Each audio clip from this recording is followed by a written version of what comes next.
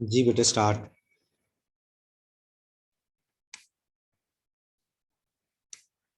कोई रीडिंग करे भाई।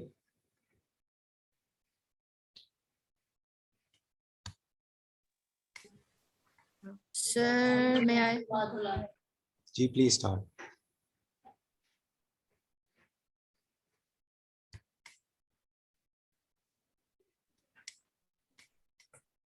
So सबसे पहले prevalence है.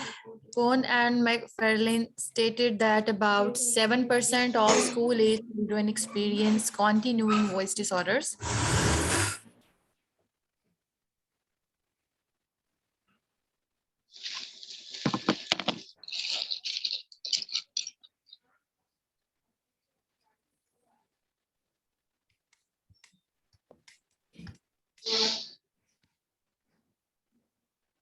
जी बेटे carry on.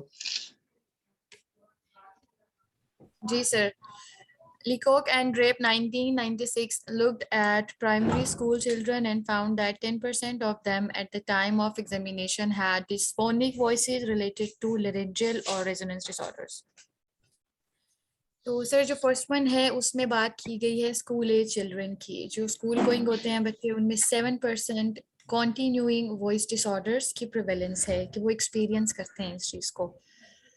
And on the other hand वो बच्चे जो कि डिस्फोनिक वॉइस के साथ अकर होते हैं ड्यू टू दी लारिंजियल और रेजोनेंस डिसऑर्डर्स.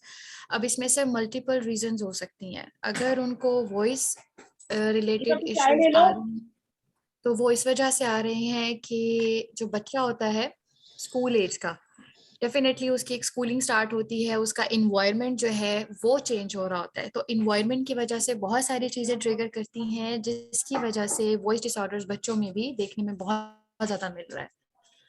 और सर इसमें एक चीज़ मैं ऐड करूंगी कि इन्वायरमेंट जैसे ही आपका चेंज होता है तो डेफिनेटली आपकी बॉडी में भी कुछ वेरिएशंस आ रही होती हैं, आपके पीयर ग्रुप्स, आपका कम्युनिकेट करना दूसरे लोगों के साथ. तो इस एज में जो है बच्चों को वॉइस का प्रॉब्लम होना, मोस्ट इंपॉर्टेंट चीज़ ये होती है कि उनका जो स्पीच पैटर्न होता है वो स्टैब्लिश हो रहा होता है. तो उस एस्टैब्लिशमेंट में उनको वॉइस डिसऑर्डर्स अकर होते हैं. आगे सर आप अगर इसमें इसको करेक्ट कर दें या अगर आप बताएं कि ये ठीक है कि इसमें कुछ और चीज़ ऐड करनी आयशा है. इसमें सबसे जो इम्पोर्टेंट चीज है ना वो है एक तो उनकी डेवलपिंग एज है और दूसरा जी जो उनका इमोशनल और फिजिकल एनवायरनमेंट जो चेंज हो रहा है उसकी अपनी डिमांड्स होती जी हैं। घर के अंदर जो वॉइस जी की डिमांड्स हैं वो किसी और नौयत की हैं। घर छोटी जगह है और उसमें लोग जो हैं वो यूज टू हैं आपकी वॉइस के। लेकिन जब एक नया एनवायरनमेंट है when you have variety of situations तो उसमें आपकी वॉइस के जी ऊपर वो वोकल डिपेंडेंस है वो बढ़ जाती है। तो वोकल डिपेंडेंस जी जब बढ़ जाती है तो उस सर. नतीजे में बाज औकात बच्चे जो है वो उसको फेस करते हैं। Number one. नंबर टू, क्योंकि ये अर्ली एजेस हैं इसलिए बच्चा अपनी हाइजीन का इतना ज्यादा ख्याल नहीं कर सकता इस वक्त। लिहाजा इट इज मोर लाइकली कि बच्चे जो हैं उनको ये स्पीच वॉइस के डिसऑर्डर्स हो सकते हैं। सेकेंडली ये कि उनके जी ईटिंग ईटिंग बिहेवियर्स जो है वो कंपैरेटिवली डिफरेंट हैं एज कंपेयर टू एडल्ट्स। लिहाजा वो ये जो इस किस्म की जो डाइट लेते हैं उसकी वजह से भी उनको वॉइस के इश्यूज हो सकते हैं। Yes sir. जी ओके। जी next. Ayesha continue. Sir again ये नेक्स्ट करना है साइन एंड सिम्टम्स. जी continue. Okay. Sign and symptoms to look for in children who may have voice disorders. Dysphonia, hoarse, breathy, or rough voice, may have excessive glottal fry. Intermittent aphonia, recurring temporary loss of voice, first thing in the morning and of the day, or after a specific event. For example, a sports event, voice breaks, fleeting interruptions in voice during singing or speech. Pitch breaks, abrupt changes in pitch of voice, usually when going from lower to higher pitch. Sir again ये वही सारी चीज़ें हैं जिसमें जब variations आ रही होती हैं आपके स्पीच पैटर्न में. एज यू सेड कि जो वोकल हाइजीन है, स्कूल एज के जो बच्चे होते हैं उनको इस चीज़ का नॉलेज नहीं होता. वो शाउट भी करते हैं, वो स्क्रीम आउट भी करते हैं। अगर वो कोई प्ले कर रहे हैं विद देयर पेयर ग्रुप्स, तो डेफिनेटली उनका जो स्पीच पैटर्न है, जो डेवलपमेंट है या जो उनका एनवायरनमेंट है, वो डिफरेंट होगा। ऑन दी अदर हैंड, अगर वही बच्चा वो प्ले घर में कर रहा है, अपने सिबलिंग्स के साथ है या अपने पेरेंट्स के साथ है, तो उसमें उसका वो जो इन्वायरमेंट है वो डिफरेंट हो जाता है। सो बेसिकली उनका जो फिजिकल और जो इमोशनल डेवलपमेंट है उसमें जो वेरिएशंस आती हैं, और बच्चा अपने इन्वायरमेंट से ही गेन कर रहा होता है। तो ये जितने भी इसमें साइन एंड सिम्टम्स अकर हो रहे हैं related to the voice disorders, उसमें उनकी वॉइस डिस्फोनिक भी हो सकती है, ब्रीदी है, होर्स। और सर ये देखा है बहुत सारे बच्चे जो वॉइस डिसऑर्डर के साथ आते हैं जिनकी आवाज बहुत ज्यादा ब्रीदी होती है। तो वो बेसिकली इसी वजह से होती है कि पेरेंट्स ये कंप्लेन करते हैं कि ये बहुत जोर से बोलता है, चीख के बोलता है, ऊंचा बोलता है। नॉर्मली भी वो बहुत शोर कर रहा होता है। एंड इंटरमिटेंट एफोनिया के डेफिनेटली आपकी वॉइस कभी आती है कभी जाती है। सो ये जो पिच ब्रेक्स आ रहे होते हैं वॉइस में जब आप बात कर रहे होते हैं, तो they don't know how to communicate in a proper way, या फिर उनका जो फ्लो ऑफ स्पीच है वो डिस्टर्ब हो रहा होता है बेसिकली इसमें। ओके आयशा, ऐसे ही थैंक यू। कोई और ऐड करना चाहे भाई इस स्लाइड के ऊपर? Anyone please?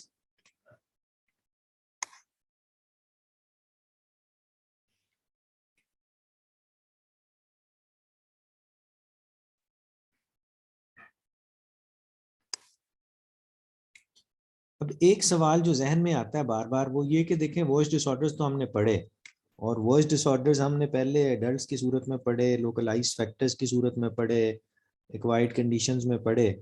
अब यहाँ पर एक और जो बड़ी इंपॉर्टेंट चीज आ रही है वो है एज रिलेटेड। ये जितने भी वॉइस डिसऑर्डर्स जिनका हम जिक्र करने जा रहे हैं वो एज रिलेटेड वॉइस डिसऑर्डर्स हैं। अब इसमें प्राइमरीली आपको दो चीजें ध्यान में रखनी है। Number one is the psychological state of the child. छोटे बच्चे और बड़े में सिर्फ एक ही फर्क होता है, और वो होता है इमोशनल कंट्रोल्स का। छोटा और बड़े बच्चे, बड़े में इमोशनल वेल बीइंग जो है वो बड़ा एक डिसाइसिव किस्म का डिफरेंस है। अच्छा, जब छोटा बच्चा जब भी किसी एक्साइटिंग स्टेट में जाएगा वो बहुत ज्यादा एक्साइट हो जाएगा, खुश हो जाएगा, सैड हो जाएगा, और ये जो उसकी इमोशनल फैक्टर्स हैं ये उसके वॉइस को अफेक्ट कर सकते हैं। दूसरी चीज, हमने हाइजीन का जिक्र किया। अब यहाँ पर जो देखने वाली चीज है स्लाइड के ऊपर के बहुत सारी कंडीशंस का जिक्र किया गया है, जैसे डिस्फोनिया, होर्स ब्रीदी या रफ वॉइस। इन तमाम चीज़ों का उसके डेली रूटीन के साथ ताल्लुक है, और बाज़ औक़ात जो है वो एक्सेसिवली इमोशनल या एक्साइटिंग सिचुएशंस के अंदर भी एक बच्चे को ये प्रॉब्लम्स हो सकते हैं।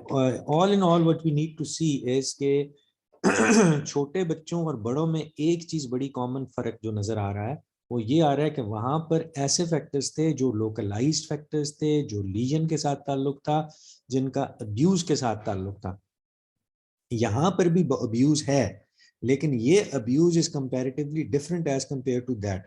बड़ों के अंदर स्मोकिंग की वजह से, ड्रिंकिंग की वजह से या ईटिंग हैबिट्स की वजह से प्रॉब्लम हो सकता है। छोटे बच्चों के साथ ये जो शिफ्ट हुआ है इमोशनल एनवायरनमेंट का, ये एक बड़ा कंट्रीब्यूटिंग फैक्टर होता है, और जो इमोशनल मैनेजमेंट होती है इसके अंदर ये बड़ी इंपॉर्टेंट कॉज बन जाती है वॉइस डिसऑर्डर की।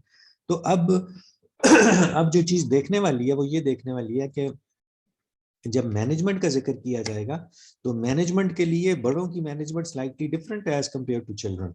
बच्चों को तो हमने इमोशनल रेगुलेशन बतानी है। तो अगर कोई यहाँ पर साइकोलॉजिस्ट हमारे साथ बैठी है या बैठा है, तो kindly can you share what is emotional adaptation और व्हाट आर इमोशनल कंट्रोल्स, और उनको कैसे मैनेज किया जाता है? Is there anyone who can answer मी?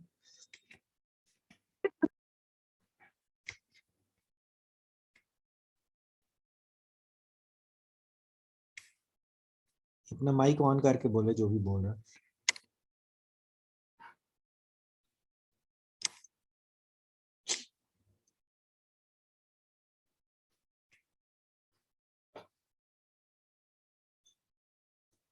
जी बेटे, कोई भी नहीं है साइकोलॉजी का?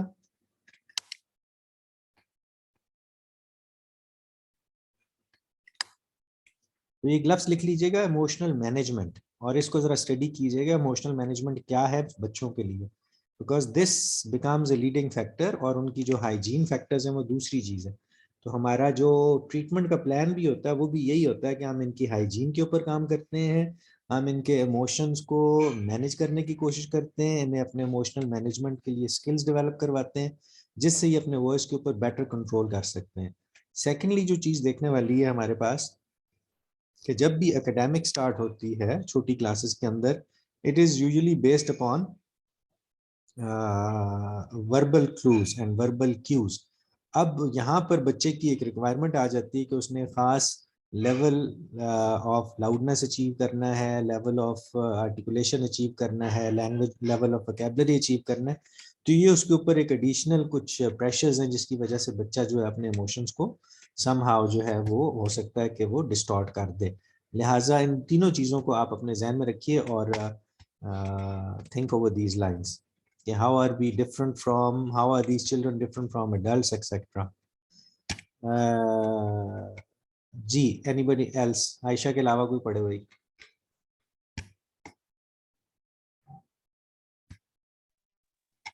Sir, an sorry, an excessively loud voice for no reason, uh, an an inability to sustain a note when singing, an effortful or strained voice sounds as if it takes special effort to produce and is not efficient. Right. कि मतलब जिस वक्त नहीं भी loud करनी उस वक्त भी जो है वो लाउड कर रहे हैं वॉइसेस को, और सेकेंडली ये कि मतलब if they're singing they are not maintaining a note, और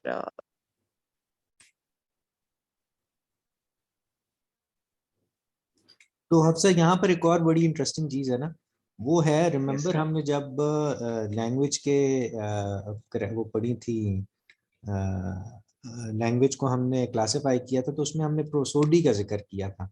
तो जहाँ पर वोकैबुलरी इंपॉर्टेंट थी, जहाँ पर आर्टिकुलेशन इंपॉर्टेंट थी, वहाँ पर प्रोसोडी एक बहुत इंपॉर्टेंट फैक्टर है, यानी कि it is the use of language. तो यूज ऑफ लैंग्वेज को इंश्योर करने के लिए, उसको वैलिडेट करने के लिए, you need an good mind over your shoulders.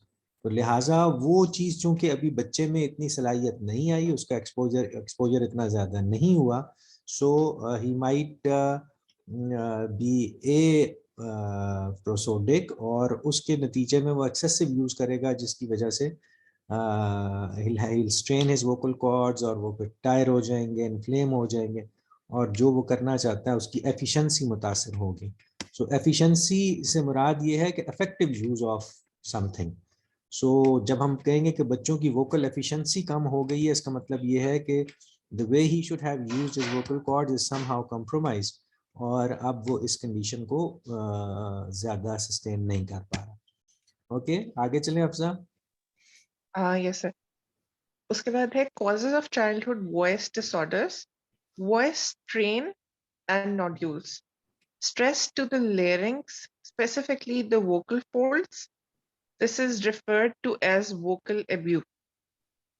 Sorry. Hyperfunctional means overused, rare to find just one abusive behavior. Most common habits: talking too long, too loudly, and with too much effort. इस सब की वजह से vocal strain और nodules होते हैं sir, मतलब due to the stress to the larynx when they are like Hafza, मैंने एक अभी लफ्ज misusing इस्तेमाल their किया voice. था एफिशिएंसी का, तो उस वर्ड को सामने रखते Yes हुए sir. स्लाइड को आप अगर रेफर कर सकें। तो deficiency कैसे? एफिशिएंसी। सर एक चीज मैं बताऊं, हाँ जी। सर एफिशिएंसी की आपने अभी बात की सर, प्रोसोडी जो है वो बेसिकली आपने कहा कि यूज ऑफ लैंग्वेज भी है और क्वालिटी ऑफ वॉइस भी है। तो इन सारे एरियाज में बच्चे की जो वॉइस की क्वालिटी है वो अफेक्ट हो रही होती है, जिसका उसको पता नहीं होता इन सर्टन सिचुएशंस कि वो बहुत ज़्यादा एक्साइटेड है, वो बहुत ज़्यादा हैप्पी फील कर रहा है। अगर वो सैड भी है तो भी ही हैज़ और he she has no idea कि how to use their voices. और सर इसी तरह जैसे ये बात है कि मोस्ट कॉमन हैबिट्स इनकी होती हैं कि बहुत ज्यादा बोलना, बहुत लाउडली बोलना और बहुत जोर लगा के बोलना, सो दैट वो एक जो सर अभी टर्म आपने बताई थी कि इमोशनल मैनेजमेंट क्या होती है, बेसिकली उसका एक पॉजिटिव यूज होता है, एक चैलेंज होता है कि आपने किस तरह से अपने वोकल कॉर्ड्स को यूज करना है या आपने अपनी वॉइस को, यहाँ पे जो है बच्चे की वो वॉइस ऑफ क्वालिटी अफेक्ट हो रही होती है इन ऑल एरियाज। ठीक है आयशा, अब यहाँ पर हमने एक और चीज भी देखनी है ना, वो ये कि as we grow in as we have earned a variety of vocabulary जो कि हम यूज कर सकते हैं, लेकिन छोटी एज के अंदर ये वोकैबुलरी तो है कोई नहीं, और बच्चे ने अपना सारा कुछ जो है वो अपने वॉल्यूम से एडजस्ट करना है। जिस चीज को भी स्ट्रेस करना है हम तो अपने वर्ड्स के साथ उस चीज को अप्लाई कर देते हैं वर्ड्स यूज करके, लेकिन बच्चे को शाउट ही करना है, लिहाजा उसके पास चॉइसेस जो है वो कम है, और चॉइसेस के इस तरीके से कम होना वोकल अब्यूज का एक रीजन बनता है। और ये जो वोकल अब्यूज है बेसिकली ये कोई एक किस्म का नहीं होता, there can be multiple abuses. For example some would cry for no reason, some would have abuse in the form of their eating behaviors, some would have abuse in the form of shouting etc। तो ये crying हो गया, shouting हो गया etcetera, ये सारे के सारे ऐसे बिहेवियर्स हैं जो कि मुख्तलिफ अब्यूजेज हैं। तो बच्चों के दरमियान ये चीज़ें बाज़ औक़ात एक कम्बिनेशन डिफरेंट कम्बिनेशन में आपको नजर आती हैं, और बट उसको मैनेज करना कंपैरेटिवली मुश्किल होता है because there are so many abuses link to the child. अब आपने बैक वक्त उसकी वोकैबुलरी पे काम करना है, उसकी प्रोसोडी पे काम करना है, उसके इमोशंस पे काम करना है, उसकी रीजनिंग पे काम करना है, उसके लॉजिक पे काम करना है, ताकि वो अपने आप को ज़्यादा एक independent use of vocal behaviour जो है उसको अप्लाई कर सके। सो बच्चों के पास एक ही चॉइस है, बहुत ज़्यादा बोलेंगे और बहुत ऊंचा बोलेंगे। सो हमारे दरमियान और उनके दरमियान यही फ़र्क है कि we talk for a reason and they have got many reasons, लेकिन उनके पास सोल्यूशन एक ही है कि वॉल्यूम को ऊंचा कर दिया। सो ये एक सिग्निफिकेंट डिफरेंस है जो कि बच्चों में वोकल अब्यूज का बायस बनता है। अच्छा जरा मुझे बताओ ना, इसकी थेरेपी क्या करेंगे फिर? जब मैंने आपको ये बता दिया कि इनके ये रीजन है, आप क्या करें? बच्चों की थेरेपी क्या होगी?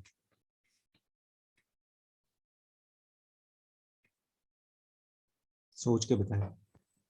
आयशा और अफजा के अलावा भी कोई अगर बैठा है तो वो भी बता दे।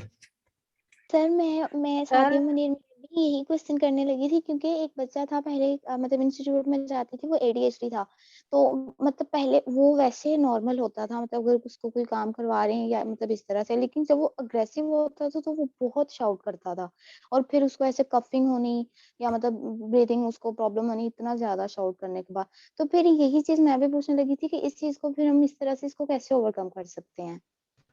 सर हम लोग उसका अगर हम बिहेवियर थेरेपिस्ट के पास इसको रेफर करें।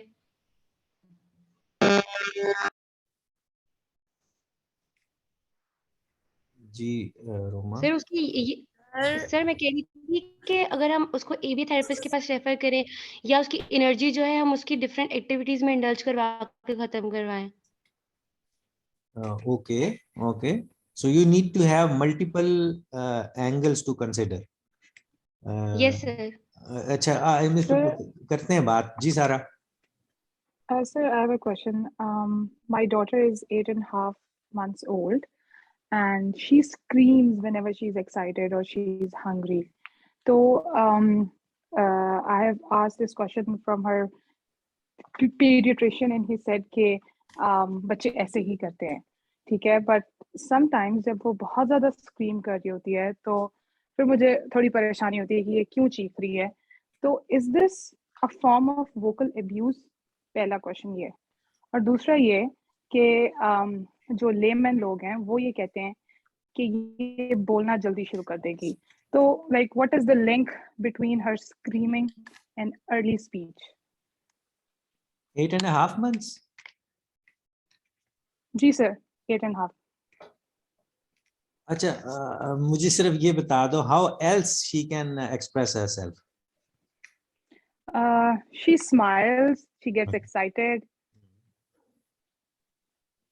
देखो स्माइल होगी या क्राई होगी, her expressions are very fine, लेकिन Okay. whenever she screams ना, तो then I'm really worried कि ये ऐसे क्यों चीख रही है, और जब भी उसके कार्टून्स लगते हैं तो वो थोड़ी देर के लिए एक्साइटमेंट में तो चीखती है, लेकिन कभी कभार आउट ऑफ नोवे जब उसकी कोई डिमांड नहीं होती, लाइक पैम्पर भी चेंज्ड है, खाया भी हुआ है, तो फिर जब वो चीख रही होती है और हंस रही होती है, then I am like little bit worried कि ये क्या है, ये क्यों ऐसे कर रही है।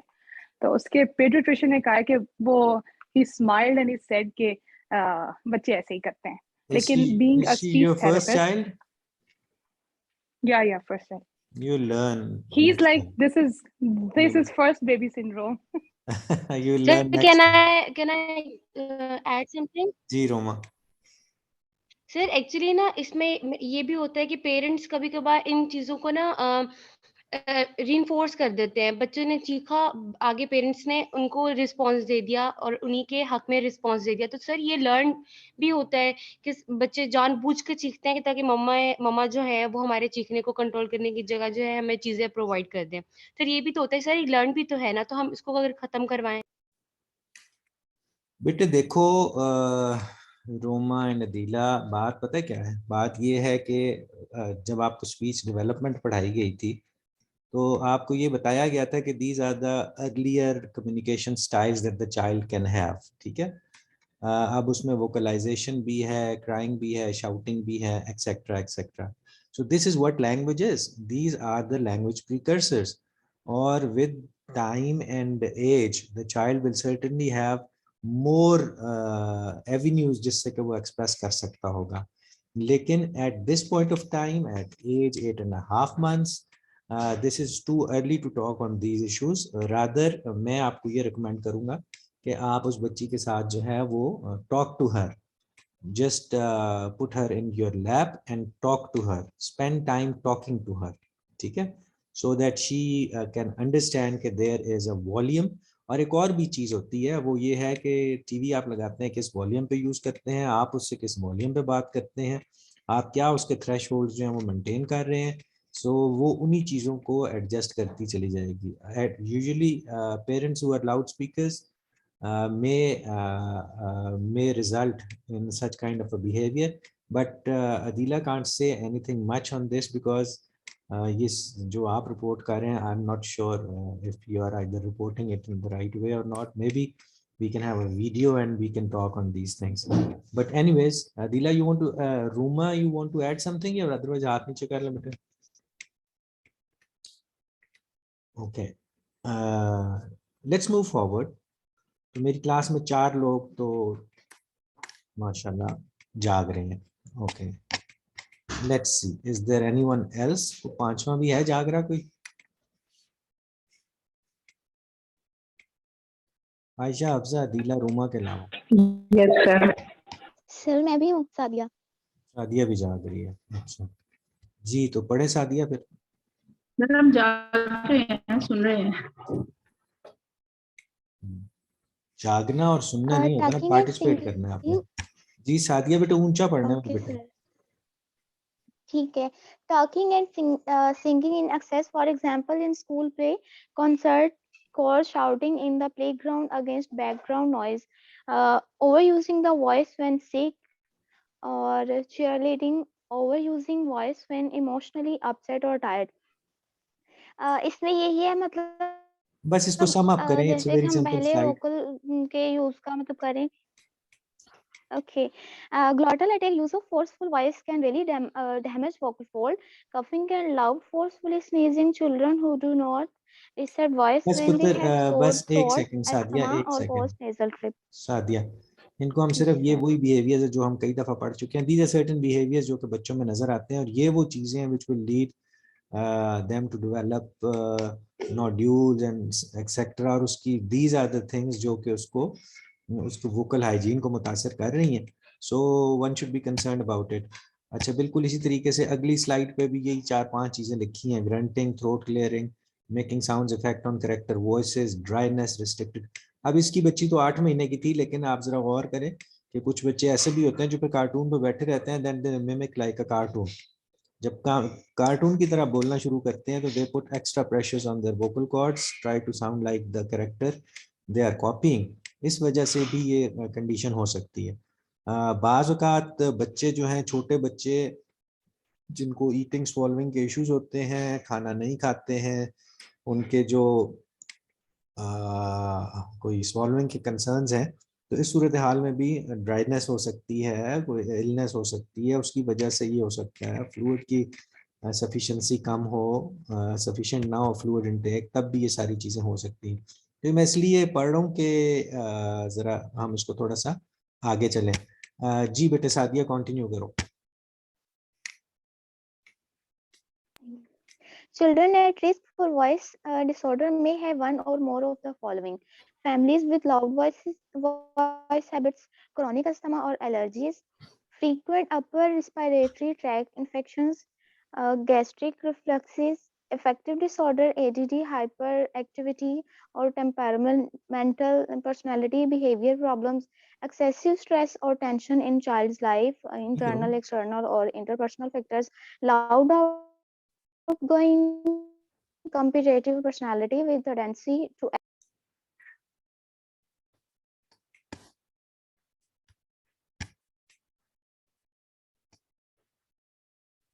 सादिया बेटे आपकी आवाज गायब हो गई। सर मतलब ये कि चिल्ड्रन एट रिस्क जैसे हम इसको पढ़ें कि उसमें एक से ज्यादा ये वाले इसमें से भी डिसऑर्डर हो सकते हैं कि मतलब वो ऐसी फैमिली से बिलोंग कर रहा है, ऐसी फैमिली से जहाँ के मतलब सब भी ऊंचा बोलते हैं, और या क्रॉनिक अस्थमा, उसको कोई ऐसी मतलब अस्थमा या एलर्जी है जिस वजह से वो इस तरह से बोल रहा है, और जैसे frequent upper respiratory tract infections हैं, अफेक्टिव डिसऑर्डर हो सकते हैं, उसमें हाइपर एक्टिविटी, जैसे वो मैंने पहले एडीएचडी वो बच्चे का कहा था, या मतलब हाइपर एक्टिव इस तरह से टेम्परामेंटल है, या बिहेवियरल प्रॉब्लम्स हैं, जो कि अब वो मिस जो रोमा है उन्होंने कहा कि फिर बिहेवियरल थेरेपिस्ट को मतलब करना चाहिए। एक्सेसिव स्ट्रेस और टेंशन भी इस तरह का कुछ हो सकता है बच्चे के, मतलब अपने इंटरनल, एक्सटर्नल और इंटरपर्सनल फैक्टर्स उसके हो सकते हैं, या लाउड आउटगोइंग कॉम्पिटिटिव पर्सनालिटी मतलब हो सकती है with tendency to act out emotionally, कि वो इमोशनली मतलब इस तरह से है कि वो ऐसे बोल रहा है। So this is a long list actually, और ये जो अभी जिसने सवाल किया था उसको she should find answers in these areas, अपने बच्चे के लिए इन एरियाज को आइडेंटिफाई करें, and if you can find सही fair है, enough, जिन्होंने कहा था मिस सारा, मतलब जिन्होंने कहा कि 8.5 उनकी, ये उसके लिए आप कह रहे हैं उनके लिए कि मतलब वो फाइंड आउट करें इनमें से कि कोई ऐसा प्रॉब्लम जी तो नहीं है। एग्जैक्टली मैं तो उनको तो वैसे जनरली कह रहा हूँ ना, बिकॉज शी आस्क्ड सो, लेकिन अदरवाइज भी जब कभी भी कोई बच्चा वॉइस डिसऑर्डर के साथ आता है तो दीज आर द एरियाज जो कि आपने देखना है। जैसे अभी आप ही मैं इसको जिक्र कर रहा था, एक बच्चा एडीएचडी वाला है तो वो थक जाता है, सो आप देख लें कि उसको अफेक्टिव डिसऑर्डर्स हैं, सो उनके डिसऑर्डर्स को आप ट्रीट करेंगे तो साथ साथ जैसे उसकी उसकी फिजिकल एनर्जी पे काम किया जाए, उसको एक्सरसाइजेज ज़्यादा कराई जाए, give him some physical activities to do, ताकि उसका अनरेस्ट जो है वो कम हो सके। But children with behaviour problems, उनको आपने बिहेवियर मैनेजमेंट के जरिए इसको एड्रेस करना है। बच्चों में टेंशन भी हो जाती है, बच्चे स्ट्रेस्ड भी हो जाते हैं, children can get stress for many reasons, and there can be children with some emotional instability as well, emotional disorders भी हो सकते हैं बच्चों के अंदर, पर्सनैलिटी टाइप हो सकती है, फैमिली बैकग्राउंड हो सकता है, ये सारी चीजें हैं जो कि बच्चों के अंदर you need to find out the reasons जो कि इस तरफ लीड कर रही हैं। जी बेटे आप कोई और पढ़ेगा आगे।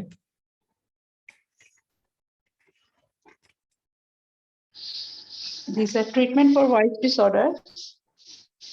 Children must first see an ENT and determine if voice therapy is recommended.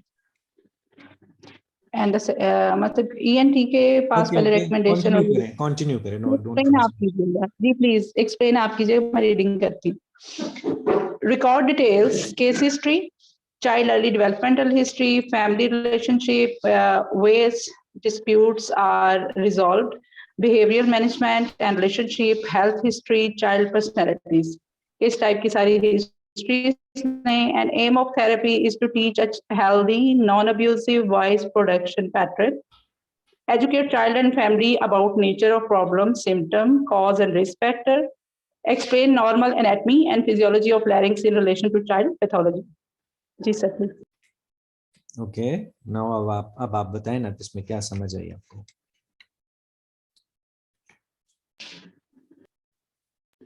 Sir पहले तो ये कोई भी वॉइस डिसऑर्डर के लिए हमें मतलब जो रेफरल है वो ईएनटी जो है उनके पास इसका कोई जो है एनाटॉमिकल या कोई इस तरह के जो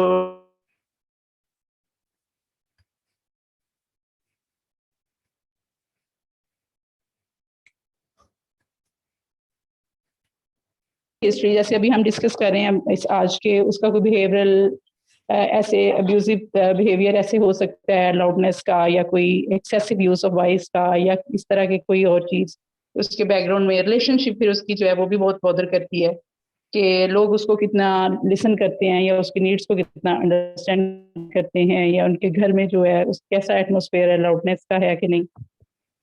अच्छा, हम इस स्लाइड से ना एक बड़ी इंटरेस्टिंग चीज जो है वो सीख रहे हैं, और वो ये चीज सीख रहे हैं कि there is always a reason. Rather blaming the child or finding fault in the child, please look around in the environment as well. Look around for issues that does not directly मैं link एक him. चीज बताना चाहूंगी बल्कि पूछना चाहूंगी आपसे कि मेरे पास एक बच्ची थी तो वो उसका काफी वेट गेन हुआ, देन उसके मतलब ऑटिस्टिक है वो बच्ची, अपनी नीड्स भी बताती है, सेंटेंसेस भी करती है, स्टोरी रीडिंग भी करती है, मगर अब मैंने इन दिनों में फेल किया कि उसकी जो वॉइस है वो एक टोन में आ गई है, एक टोन है उसके सारे एक्सप्रेशंस में, ठीक है, क्योंकि उसके जो वेट ओवरऑल बॉडी का वेट गेन किया तो उसके जो गले का एरिया है यानी जो वहां भी काफी ज्यादा मतलब जो है ना वो विजिबल है कि वहां भी काफी वेट एक्यूमुलेट हो गया है उसका। तो ये चीजें भी तो अफेक्ट करती हैं हमारी वॉइस के ऊपर और उन चीजों के, या इसका क्या सोल्यूशन आप मतलब रेकमेंड करेंगे, किस तरह इसको देखेंगे? अच्छा, let someone else answer your. Weight gain तो हार्मोनल इशू होगा ना, वेट गेन का स्पीच के साथ वो तो है ना, सारा उसकी हिस्ट्री में चल रहा है कि उसकी ये चीजें जो हैं, मगर उसकी हाँ। वजह से उसका जो एक्सप्रेशन और उसकी वॉइस टोन जो है वो भी फ्लक्चुएट कर गई, मतलब एक स्प्रेन टाइप के बस एक ही उसकी टोन के ऊपर वॉइस है। तो इसके हम थेरेपी में मतलब जो है उसका कैसे उसको करेंगे मैनेज? सबसे पहले तो वेट मैनेजमेंट होनी चाहिए ना, क्योंकि वेट मैनेज होगा तो फिर उसकी बाद में वो हो रहा है, ठीक है, डॉक्टर के पास वो जा रही है, एक्सरसाइज भी बता रही है, मगर फिर भी इतना अच्छा रिजल्ट उस पर नहीं आ रहा अभी। साइमल्टेनियसली ये दोनों थेरेपीज होंगी, हार्मोनल थेरेपी भी और स्पीच थेरेपी, लाइक मेरे ख्याल से। बाकी Anybody else? जी यही मैं सर से पूछ रही हूँ ना कि वो मुझे गाइड करें इस पर। कोई और बोले भाई, मेरी आवाज आ रही है आपको? Can you listen? आवाज आ रही है मेरी? हेलो, मेरी आवाज आ रही बच्चे? सर की आवाज नहीं आ रही, किसी और को भी नहीं आ रही। हाँ, मुझे नहीं भी नहीं आ रही, मेरी आवाज आ रही है अब मतलब आपको? डिस्टॉर्शन से आ रही है, सही से नहीं आ रही। हाँ, समझ में नहीं आ रही। अच्छा, कैन यू लिसन? इतना पता चल सर कुछ बोल रहे हैं। सर आपकी आवाज नहीं आ रही, बहुत ज्यादा डिस्टॉर्शन है। इधर ओके, चैट में नहीं तो टेक्स्ट मैसेज छोड़ने सर के लिए कि नहीं आ रही आवाज। टेक्स्ट.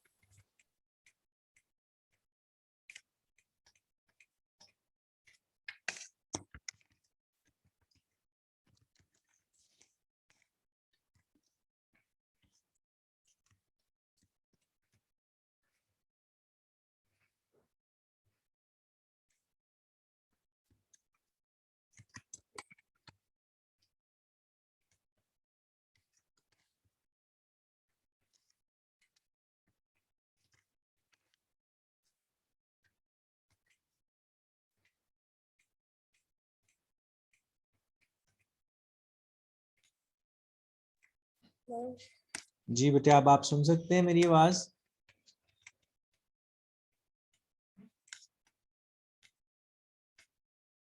मेरी आवाज आ रही है बच्चे अब?